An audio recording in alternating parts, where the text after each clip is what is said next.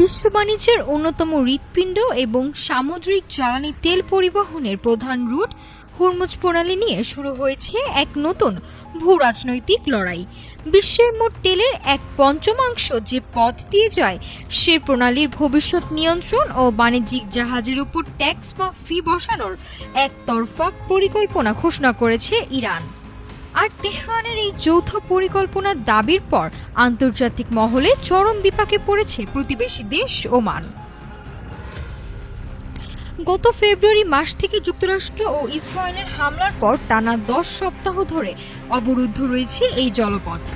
এরই মধ্যে ভারতে দেওয়া এক বক্তব্যে ইরানের পররাষ্ট্রমন্ত্রী আব্বাস আরাকচি দাবি করেছেন, হরমুজ প্রণালী সম্পূর্ণভাবে ওমান ও ইরানের নিজস্ব জলপথ।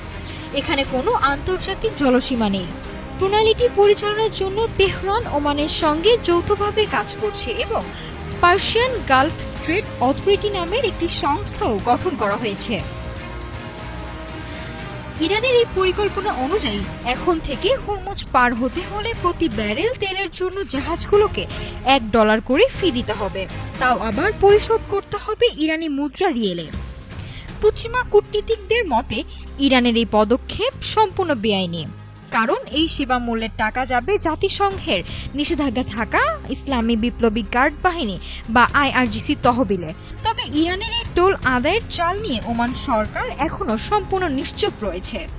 এদিকে বেইজিংয়ে এক শীর্ষ সম্মেলনে মার্কিন প্রেসিডেন্ট ডোনাল্ড ট্রাম্প দাবি করেছেন, হরমুজে কোনো ধরনের অবৈধ টোল বা নিষেধাজ্ঞা বিশ্ববাসী মেনে নেবে না এবং চীনও এই বিষয়ে যুক্তরাষ্ট্রের সঙ্গে একমত।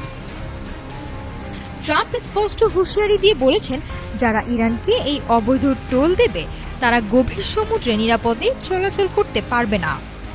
অর্থাৎ কোনো দেশ ইরানকে টাকা দিলে মার্কিন বাহিনী সেই জাহাজ মাঝ দরিয়াতে আটকে দিতে পারে। আন্তর্জাতিক সমুদ্র আইনের ফাঁক গলে ইরান যেভাবে বিশ্ব অর্থনীতিকে জিম্মি করার চেষ্টা করছে, তা ঠেকাতে উপসাগরের দেশগুলোর বড় অংশই পশ্চিমাদের সমর্থন দিচ্ছে। এক সপ্তাহের মধ্যে ইরান বেশ কিছু চীনা তেলের ট্যাঙ্কারকে তাদের নিয়ম মেনে চলায় পার হওয়ার অনুমতি দিয়েছে।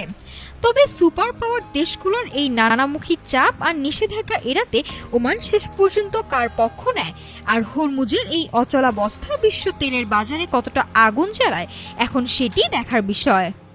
নাফিসা সামিয়া, ঢাকা টুডে।